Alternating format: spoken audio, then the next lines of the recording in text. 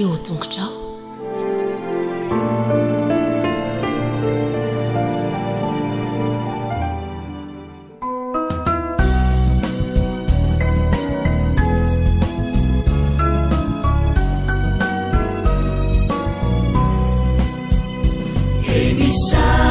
Chanao Jesu malalo chachizao futona mamizao yanaranai antungu chao izai piana chao kuambitenenare Jesu malalo izai ainuchalanao kairate nyadamina itwechapechaka wampunaya kuambitenenare Jesu malalo izahai ainuchalana kairate nyadamina itwechapechaka wampunaya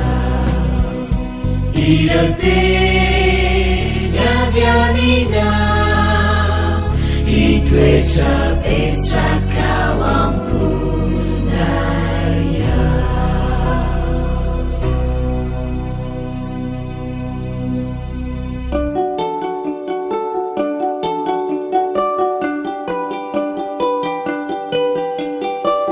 Tonga eo amin'ny fotoanany sasamonono amerenana lisony sasamonono indray tsika zao rakizy faly mirahapa-nareo aloha e alohany anaovantsika ny lesona merenantsika ny lesona dia mirahaba ny ankizy sasamonono rehetra fa nahazo toerana tsara eny ary andeha ifampiarahaba araka ny mahazatra foana dia hivavaka dia amerina lesona ary sika ao ary ao arinany isa telo isa roa telo manaona falita faona ravo mahitanao manaona enao manaona tompoko eny ary taotsaka hivavaka akambana ny tanana aondrika ny loha akipy ny maso vavakantsika Jesosy malalo misaotra anao zahay fa mbola manana fotoana indray amerenana ny lesona fahatelo ampio izay mba ho zaza endry ahainy tsara tsy adiditra amin'ny anaran'i Jesosy no angatanay vavaka amen. Eny ary efa mamaraparana ny lesona fahatelo tsika lesona fahafilo misy teo ny tenenina lesona fahatelo lohateny efa mahay daholo ilay zazakely zanaky Abrahama tsy anjery mifankatiava ianareo.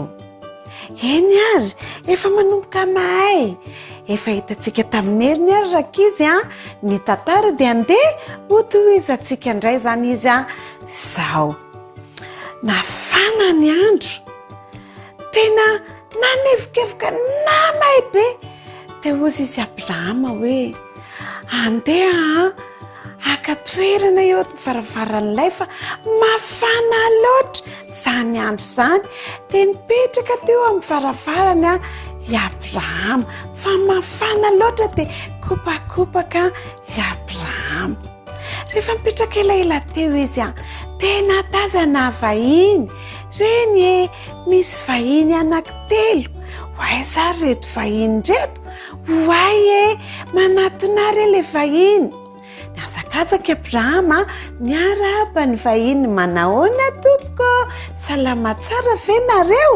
hoay faly be Abrahama nahitan'ireo vahiny ireo mandroso mety iraty adrano dia niditra tao amin'ny Abrahama ilay vahiny tonga mieritreritra va i Abrahama hoe inona reny ataoko an'ireto vahiny reto lasa izy niazakazaka ndany ianao aingana mampitsalepanampiny maka rano anasana ny tongotr'ireo vahiny ireo fa reraka be izy ireo dia niazakazaka Abrahama nakany amin'ilay vahiny mandra-piandry dia ozy maintsy le vahiny hoe andao mipetrapetraka ery ambany alokaloky ny azo ery fa mafana be ao anatylay e dia nanaraka mibaiko ny Abrahama ny vahiny petraka teo ambody hazo mahafinaritra tena mahafinaritra be teo ambodilay hazo i Abrahama amin'ny rakizy mieritreritra andeha karakara sakafo ho an'ireto vahiny reto satria Abrahama ange olona mahalala fomba dia olona mahay mikarakara vahiny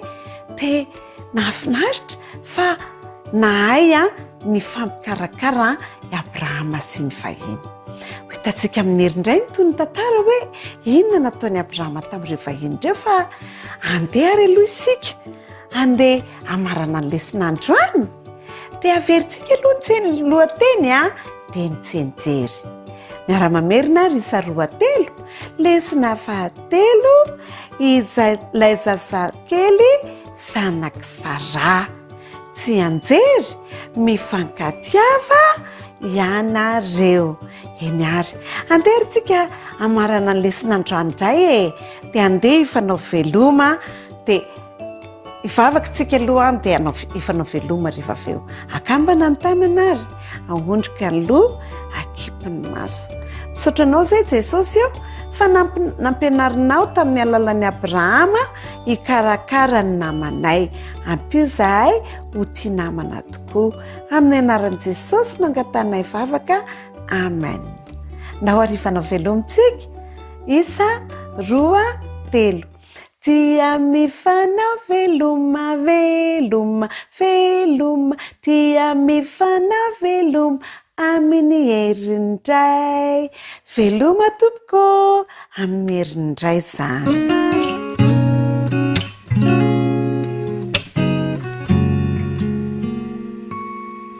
Saotra n'Andriamanitra indray fa tonga ny fotoany dia afaka miniona indray isika ary sazaboto namako dia tsy haintsika ny tsy hankasitraka ny fitiavan'Andriamanitra antsika fa andao mihitsy aloha hiaraka hivavaka dia akambana indray ny tanana dia ahondrika indray ny loha dia akipo ny maso hiteran'Andriamanitra tsika dia hisaotra azy. Jesosy zokinay misaotra petsaka anao izay fa mikarakara anay ianao na dia sazaboto aza izay dia lehibe indrindra eo amin'ny masonao. Omeo fahendrena izay rehetra mba ho mpiaino tsy manadino sady mpakatoa ny teninao amin'ny anaran'i Jesosy. Amen. I Lota no misafidy voalohany. Izay indray ny lesona ianarantsika amin'ity anio ity I Lota no misafidy voalohany. Ny tsy anjerintsika dia voasoratra ao amin'ny Genesis 17:20 andininy 9. Mivaky toy izao dia miaraka mamerina fa mihaino tsara aloha ary aoka remba tsisy ady eo amintsika roalahy. Averiko indray aoka remba tsisy ady eo amintsika roalahy. Andao indray ary araka merina isika dia miaraka manisa telefona isa roa telo aoka remba tsisy ady eo amintsika roalahy. Bravo! Eno tsara amin'izay nge ny tantarantsika fa mahafinaritra be. Nandre feo mafy sy teritra avy any lavitra Abrahama. Nijereny Sara vadiny izy mety ho ny mpiandry angamba izany. Hoy izy tamin'ny alahelo mifamaly indray ry zareo. Mivoaka tany ivelany Abrahama mibalika ny masoandro. Tompokolay Abrahama hoy ny mpiandry iray nanomboka ny teny. Nanomboka nitondra ny adiny andian'ondrinao izahay tamin'ity maraina ity saingy nanaraka anay foana teny rehetra teny ny mpanompo ny zandriny lahinao I Lota. Isaky ny mahita toerana tsara ahafahan'ny ondry mihinana ady izahay dia torahan'izy ireo amin'ny vato sy hazo kely izahay sy ny ondry. Nakipin'ny Abrahama ny masony. Raha ny fandriny dia hiravina ho azy fotsiny ny olana kanefa fatany fa tsy nety izany. Samy mpanan-karena izy Lota ankehitriny niaraka tamin'ireo andian'ondry soso marobe. Ny famaly momba ny toerana feno ahitra sy loharano nandritra ny fotoana maro ny mpanompon'izy ireo. Fotoana tokony hijanona ny fifandirana izao no ikarakarana izany hoy Abrahama tamin'ny mpanompony. vetivety foana dia nijoro teo anolohan'ny tranolainy Lota izy. Tatatoa hoy Lota rehefa nahitany Abrahama, tena mahafinaritra mihitsy ny mahita anao. Inona zato atondianao ao amin'ny tranolaiko amin'izao atoandro be izao? Avy andao sika hiara-mandehandeha hoy Abrahama namaly. Taheno zavatra aminao aho. Nianika voana kely izy miaraka mitazana ny lohasaha rehetra nivelatra nanoloana azy ireo. Lota miady toerana misy maitso sy rano ny mpanompontsika hoy Abrahama. Tsy ampy avelona ny biby fiompitsika roa lahy intsony ty tany ty. Aoka re mba tsisy ady amintsika sy ianao tonga ny fotoana tokony isarahantsika. Nanaiky an'izany Lota, fantany marina fa marina no nolazainy tatatoany. Dia nitazana ny tany izay nampanantenan'Andriamanitra ho azy Abrahama. Misy afidiana ianao toerana izay tianao honenana. Raha mandeha any ankavia ianao dia ho any amin'ny ankavanana. Raha handeha miankavanana ianao dia mandeha any amin'ny ankavia. Nijerina natrika ilay tany Lota. Teny ankavia dia nahita toerana misy maitso izy, toerana tsara azo ipetrahana izany. Kanefa teo ankavanana dia tsara kokoa ny maitso ary be dia be ny rano mety ho azo avy amin'ireny rano teny. Tena toerana tsara dia tsara ipetrahana io. Andeha ankavanana hoy Lota. Niary hoy Abrahama. Andeha ankavia kosa zany. Saray hoy ny antsony vadiny. Mila mangoroneta sika. Kely sisa dia farana ny fifandirana eo amin'ny mpiandrondry. Ifindra toerana sika.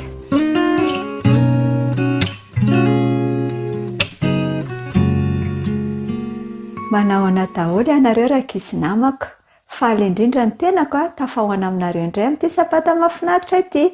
Tonga eto isika hiaraka merina loha hevitra afaraiky 12 izay manao hoe mahazo namana vaovao Jesosy. Mahazo namana vaovao Jesosy. Mino aho fa haintsika tsara ny andala-teny izay natao tsy anjery ny raha antsika nahita taiza re tao amin'ny Matteo 7:7-12 izay indrindra. Andao re raha antsika mameriny. Tsy tonga aho hitady ny marina fa ny mpanota. Tsy tonga aho hitady ny marina fa ny mpanota. Matteo 7:7-12.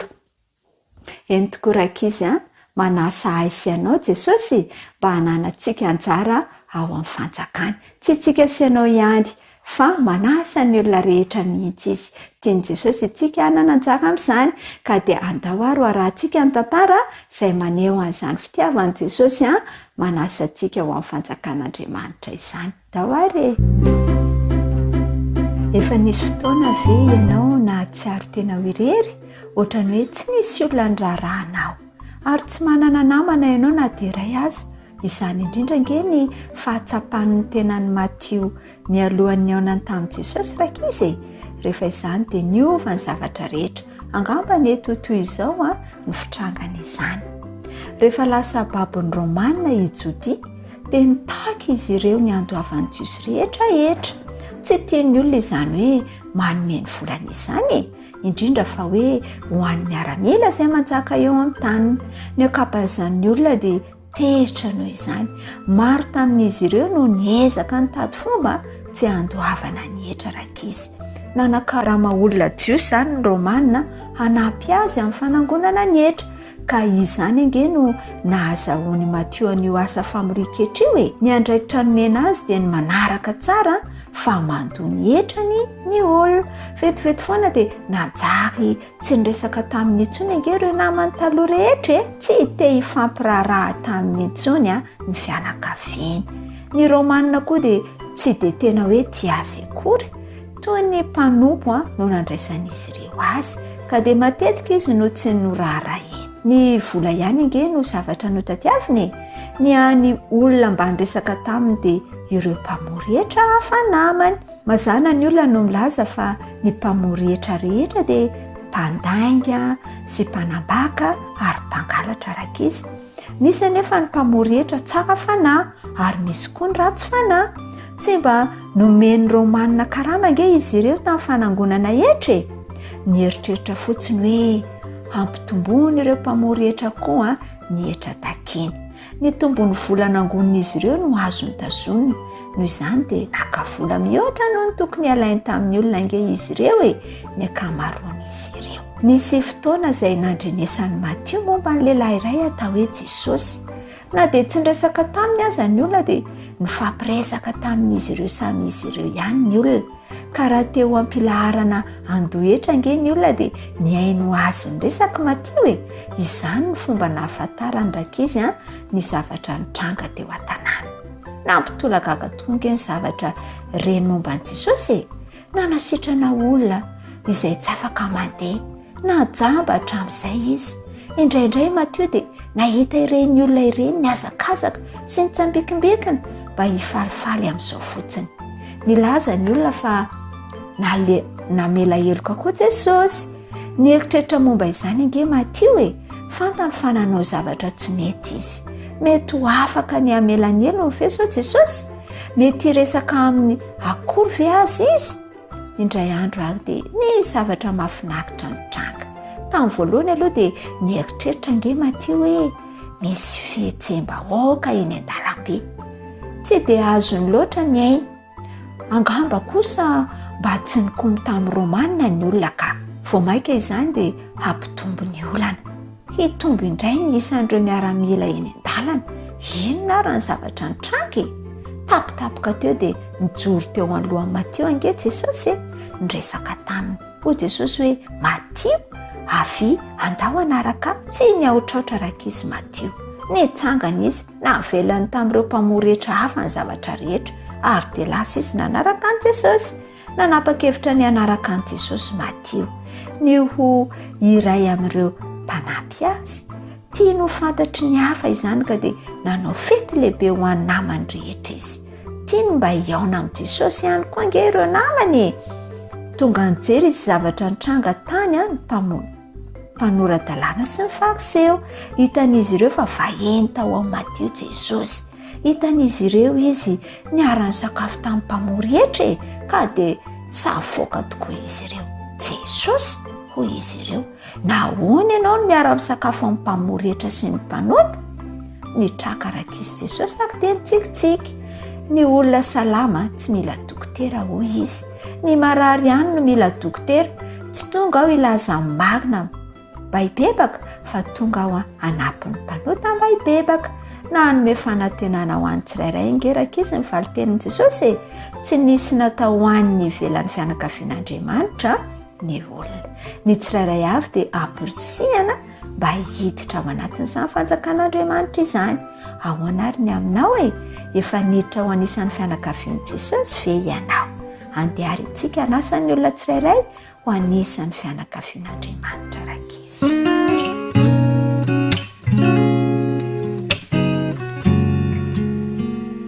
Miarabantsika tanora zandry indray ary anjarantsika indray zany zao no hiaraka amerina sy amitina izay nianarantsika nandritry ny herinandro. Lesona faraka ambin'ny folo koa no nianarantsika dia andeha averintsika ny lohateny sy ny tsy anjery. Menao fa efa mahay be daholo zany io ndao ary ilay tompo mpanompo. Zay ny lohateny. Ataontsika ny tsenjery. Koa raha izao tompo sy mpampianatra aza no nanasa tongotrareo, ianareo koa dia mba tokony fanasa-tongotra. Fianarana no nomeko anareo mba hanaovanareo arak'izay nataoko taminareo. Jaona toko 7:20, andiny 4:20 sy 5:10. Mahafinaritra fa miezaka daholo isika ao nefa tena mahay tsara. Inona indray ara no nresahantsika nandritry ny herinandro. Haitsika tsara satria nianatra lesona daholo. Fa ny tantaran'i Jesosy izay nanasa ny tongony ny mpianatra taloha indrindra ny ninanany zareo ny Paska. Rehefa niakatra tao amin'ilay efitrano ambony izy ireo dia misy asa izay ny fanaon'ny mpanompo. Haitsika tsara ilay izy.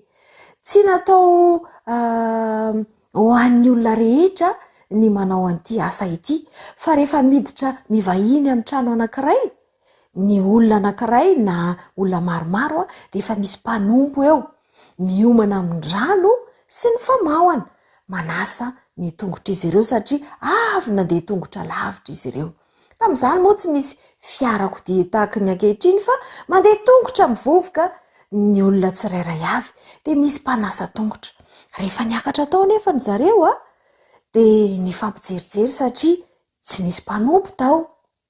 Teo indrindra Jesosy no nampianatra zavatra anankiray izay nomeny andreto mpianatra reto ary mbola ampitaina amin'ny taranaka rehetra dia tonga amintsika zao ihany koa, izay toetra nahatongavan'i Jesosy teto tany. Izay mihitsy no tiany ampitaina amintsika mba ho toetra antsika ihany koa, dia na dia hoe tompo ary izy dia nanao ny asan'ny mpanompo. Noraisin'i Jesosy ny rano sy ny famahana dia nataon'ilay asan'ny mpanompo. Dia izay no nahatonga an'i Jesosy nilaza tamin'ny mpianany koa hoe raha izahara izaho izay tompo sy mpampianatra satria izay no heveranareo nanasa ny tongotrareo, ianareo koa izy dia tokony hifanasa tongotra. Dia notsindriany Jesosy tsara ilay izy hoe fianarana no nomeko anareo mba hanaovanareo arak'izay nataoko taminareo. Jesosy tokoa ry tanora namako no ohatra tsara indrindra ho antsika. Tonga teto amin'ity tany ity izy ho tonga mpanompo. Rehefa nanao an'io asa fanasana ny tongotry ny mpianatra io izy, izay zavatra tsy ataon'ny tompo amin'ny mpanompo mihitsy na ataon'ny mpampianatra amin'ny mpianatra, dia nefa no tanterahany dia namela fianarana ho antsika izy. Ny fitiavan'Andriamanitra mihitsy no nasehony tamin'izany, fitiavana izay tia manompo ny hafa. Dia izay koa no tiany ampitaina amintsika, tiany isika raha mba hanompo ny hafa, hanampy ny hafa, ary izay indrindra no andeha ho ataontsika amin'ity tontolo andro ity. Sady izany ry tanora namako, andeha hizara ho an'ny hafa isika, andeha hanompo ny hafa isika. Androany izany dia anatanteraka an'io andraikitra izay nampianaran'i Jesosy antsika io isika. Dia mino fa ataontsika mifotsika tokoa, ary tsy androany ihany fa ho fiainantsika mihitsy ny fiainan'i Jesosy sy izay zavatra nampianariny antsika. Hatreo indray ary ny lesona izay nianarantsika nandritra ny herinandro, mino fa nandraisanao fanapahan-kevitra mahafinaritra izany. Mirary soa antsika tsirairay.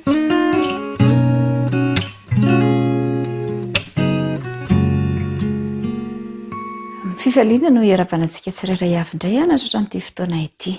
Miaraba manokana ireo tanora 13 taona sy 14 taona. Lohevitra faraka 12 no nirantsika nianatra ary mitondra lohateny hoe mahery fo, mahery fo.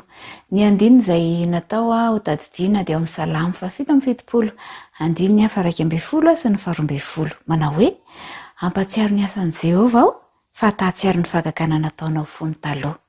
Eny, isaina ny asanao rehetra ao ary hevitra ny nataonao.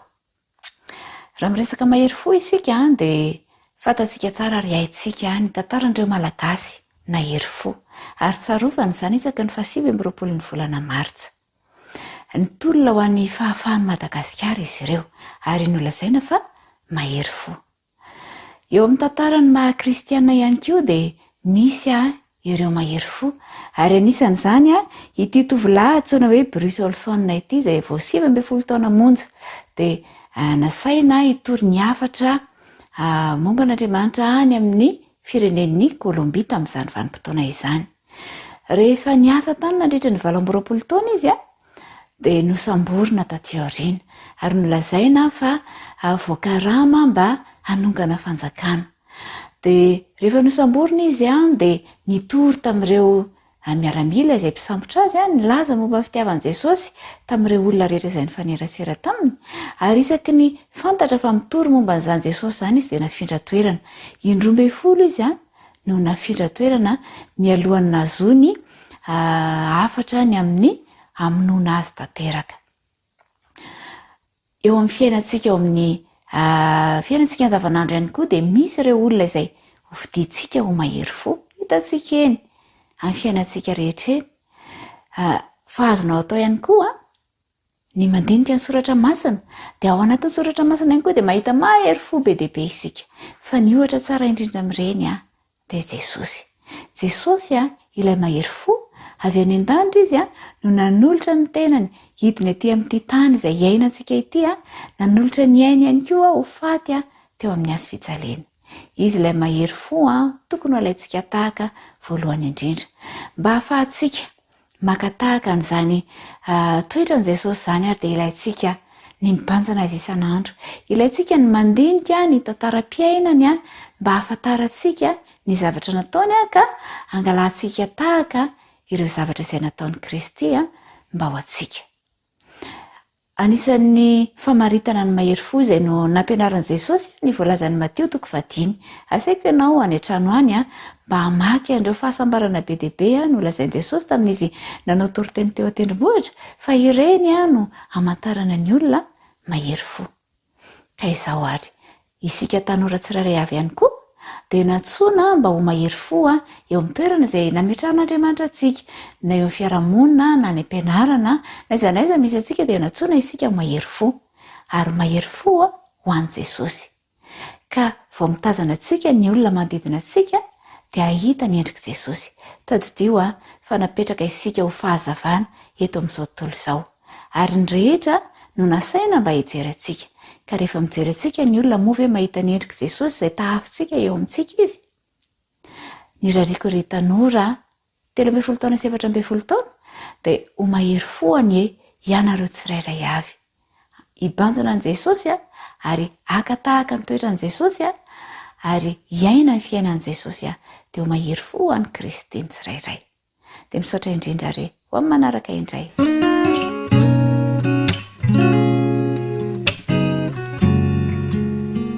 Fa le miarabantsika zatovo namana indray a tratran'izao sabaty izao.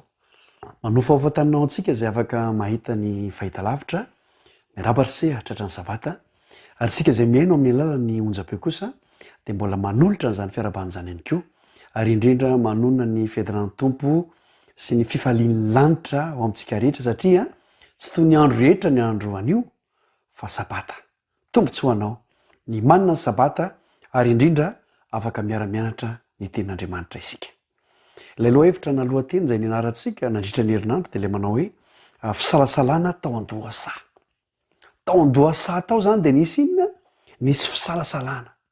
Ary raha mametraka fanontaniana zao ny tenanay zany ho antsika rehetra dia mba tadidio kely hoe taiza ianao ny salasala dia oviana. Inona no nampisalasalanao? Fa eto dia andray lesona isika fa ny fisalasalana mahakasika ny fanompona an'Andriamanitra sy ny fivavahana amin'Andriamanitra dia tsy tsara.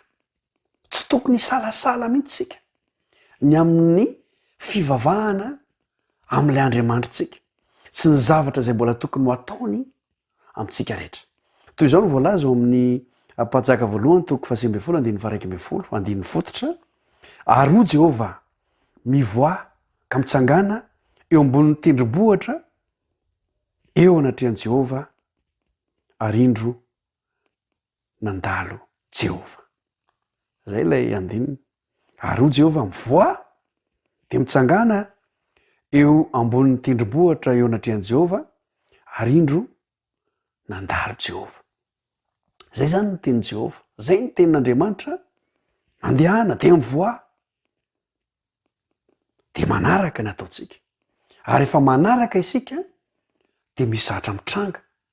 Tena mandalo tokoa Jehovah, tena mandalo tokoa izy.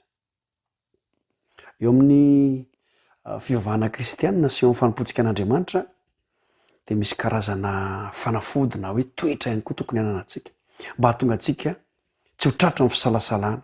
Voalohany indrindra dia ny finoana, ny faharoa ny fivavahana ary ny fahatelo dia ny asa.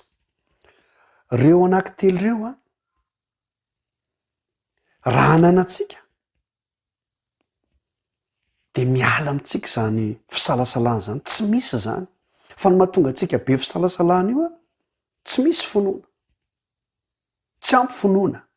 Faharoa tsy ampy fivavahana, tsy tena ampivavaka isika. Ny fahatelo tsy tena miasa isika ao an'Andriamanitra. Ary rehefa reo telo reo no ohatrany hoe eo ihany amin'ny fanarahantsika an'Andriamanitra dia mora misalasala kelyntsika. Kanefa eo Andriamanitra io dia tsy mba mandainga. ny fandrin'andriamanitra sy ny fikasana eo amin'ny fiainanao tamin'ny lasa dia mbola azony atao ankehitriny ary mbola azony atao amin'ny ho avy. Mino an'izany fa ianao samy misalasalany amin'izany. Fa eto zany tsika dia mandray lesona aza misalasala. Aza misalasala. Fa rehefa miteny Jehovah hoe andalo aho, fa arao ny zavatra rehetra izay teneniko anao, arahanao ilay zavatra rehetra ny teneniny, dia tena mandalo tokoa izy. Ary hoe Andriamanitra mandalo io tena zava-dehibe eo amin'ny fivavahana kristianina. Amin'ity sabaty ity dia maniry mba hatsapa ny fandalovan'Andriamanitra ianao, ny fanatrihan'Andriamanitra ianao, ny fitiavan'Andriamanitra ianao ka tonga anao ho tia sy hanompo azy ary tsy salasala ankehitriny sy amin'ny ho avy. Toy izay ary toka fitinana indray ny lohahevitra izay nianarantsika tamin'ny lasa. Rasosia.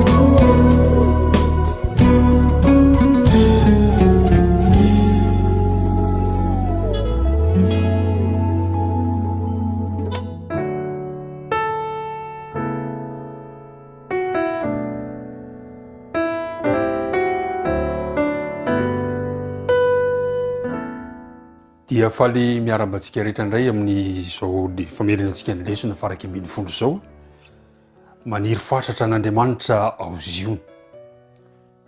Mialohan'ny arahantsika mianatra ny ten'Andriamanitra dia nao hiaraka hivavaka isika. Andriamanitra rainay be fitiavana misotranao zahay no ny fitiavana sy ny famondram-ponao taminay ka mbola omenao fotoana fahana miara-mianatra ny teninao zahay mamela ny helokay ary eo ka ny fanainao masina no hitaridalana anay anyme lesona sahaza ao anay hanazavanay ny teninao koa mitenena tompo ao fa miainanao zahay milaran' Jesosy amen.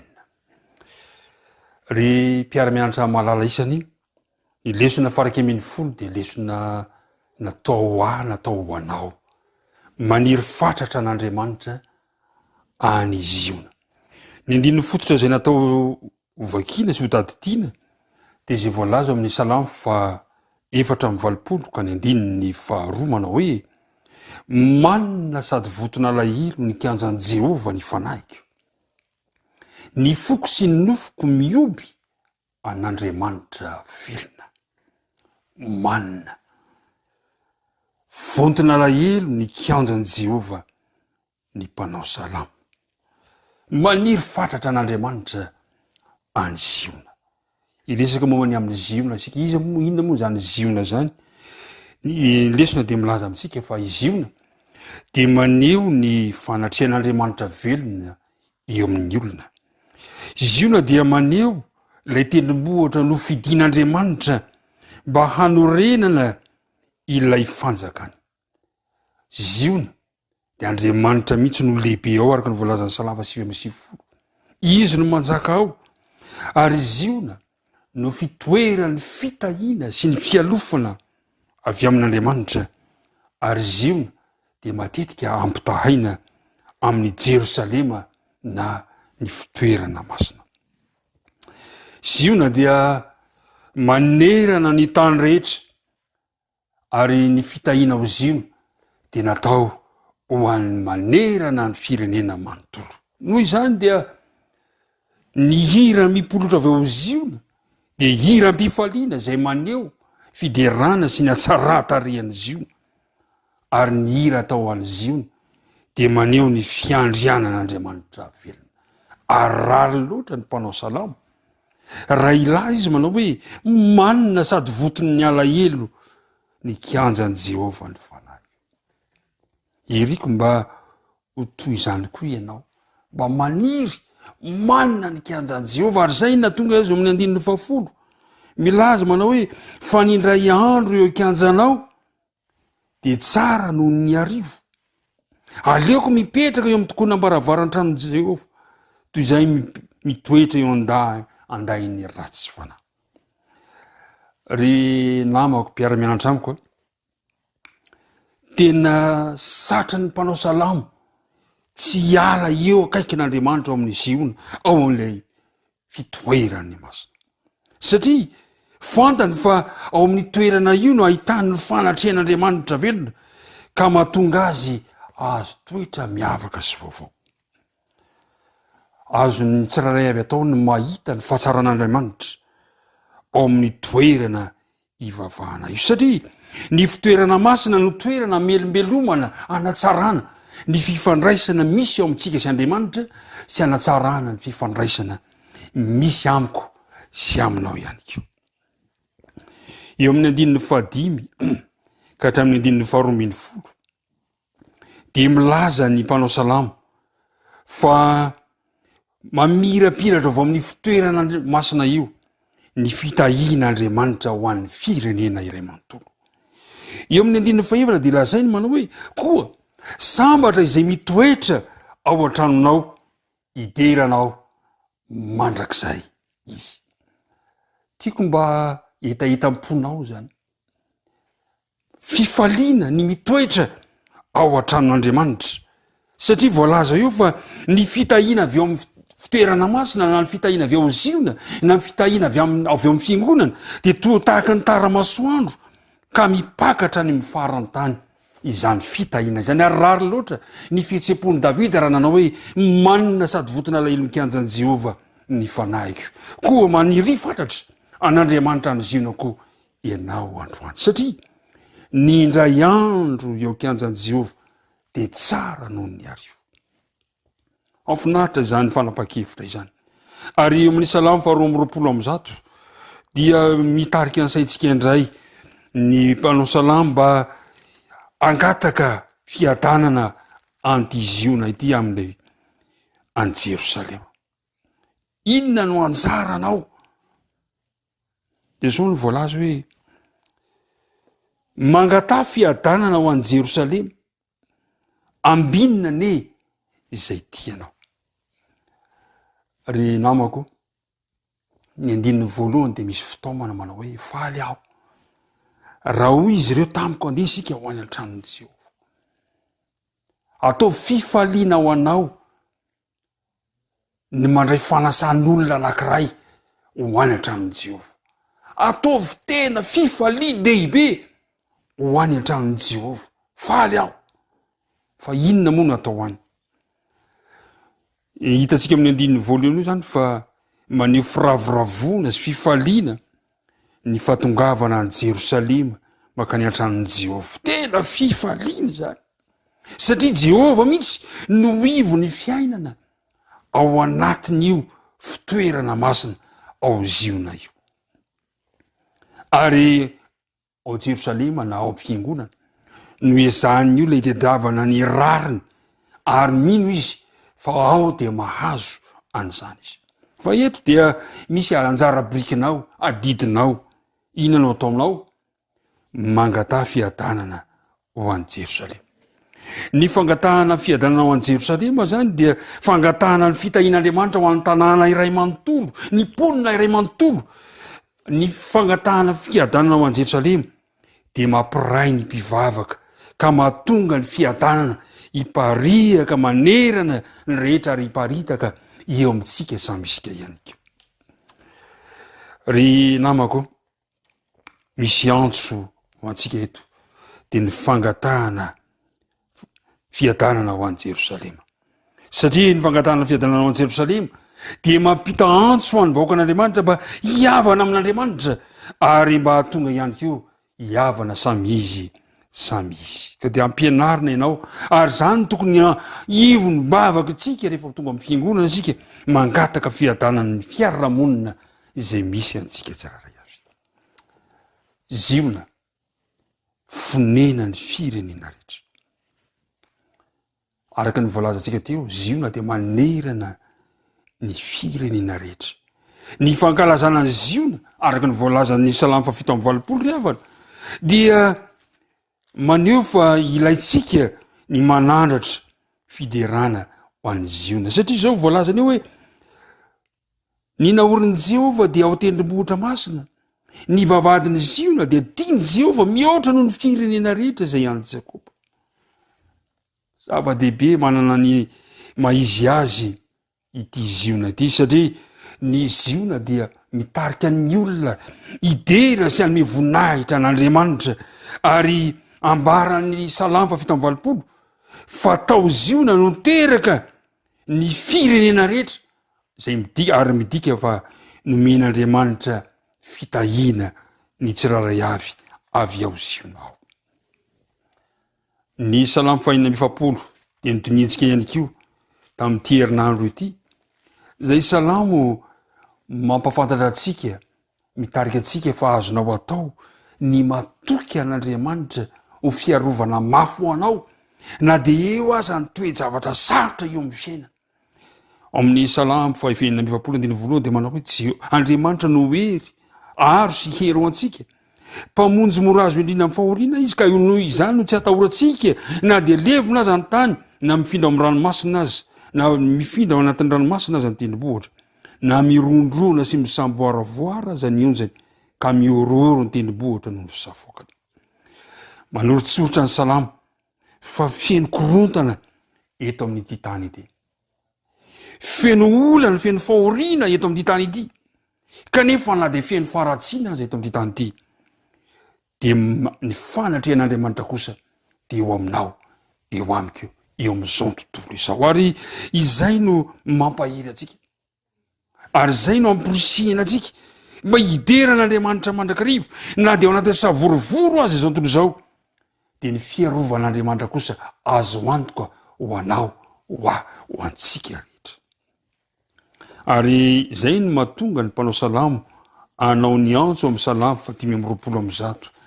salamy fa 5:20 am'zato ary zay le hoe maniry fatratra an'andriamanitra ao ziona ataovy etaetaponao ny maniry an'andriamanitra ao ziona zao no voalazana izay matoky an Jehovah dia tahaka ny tendrombohitra masina zay tsy mihetsika fa mitoetra mandrakizay tahaka ny tendrombohitra manodidina Jerosalema no andidinan Jehovah ny olony eto dia ampitahaina amin'ny tendrombohitra ziona ireo izay matoky an Jehovah tendrombohitra tsy mihetsika tendrombohitra mitoetra mafy zany hoe tanidiny ny hery sy ny fiarovana mafy izany tendrombohitra ziona zany ny fahitana ireo tendrombohitra manodidina an Jerosalema dia nanentana ny mpanao salamy fa azo antoka ny fiarovan'Andriamanitra amin'ny fotoana rehetra izay andalovana eto amin'ity tany ity na dia eo aza zany ny faharatsiana na dia eo aza ny mety olana maro samihafa lalovana dia manome toky Andriamanitra fa vonina hiaro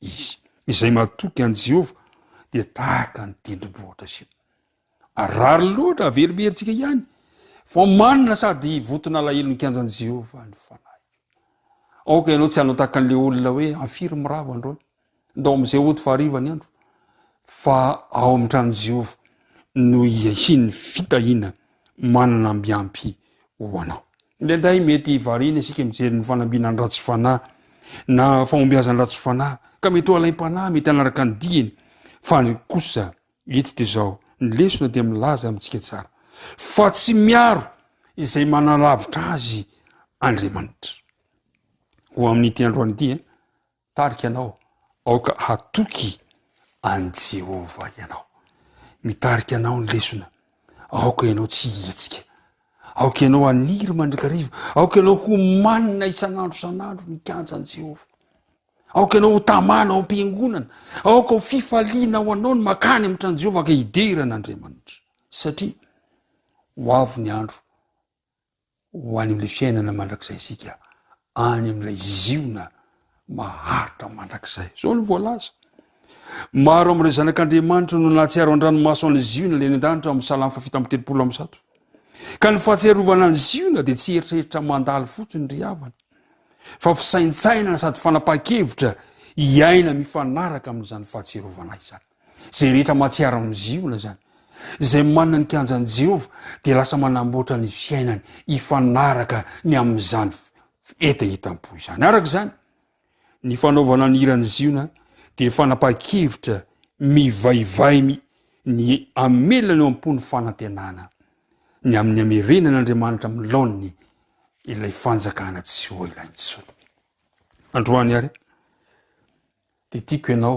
anavoan'ny fanoloran'ny tenanao indray ka hiteny amin'Andriamanitra koa tahaka ny mpanao salamanao hoe Jehovah manina sady votona lailo ny kianjanao ary eo aminao no ahitako ny fifaliana rehetra mirary soanao indray ary sitrapon'Andriamanitra dia miaona indray tsika amin'ny manaraka fa ny fiadanany tompony ho anao sy ny akohonanao ka aoka atoko tsara ianao tsy mihetsiketsika mba hatonga ny fitahina manan'Andriamanitra ho anana mbiampy ny fiainanao ary atao fifaliana ao anao raha misy mitaonanao andao any an-tranon'i Jehovah isika faly aho raha hoy izy rehevo tamiko andeha isika ho any an-tranon'i Jehovah andeha ary ho toanantsika indray zao sekoly izao amin'ny alalan'ny fanaovantsika ny fanatitra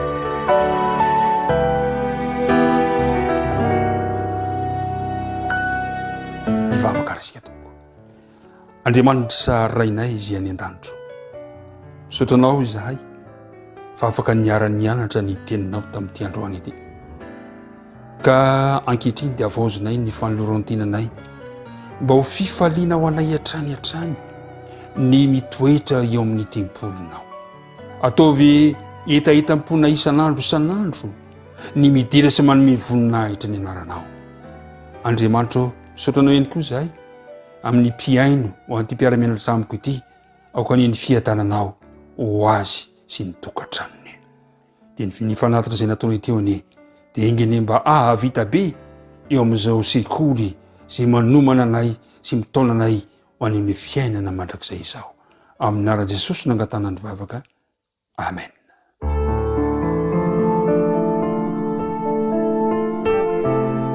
mianatra eo tongotrao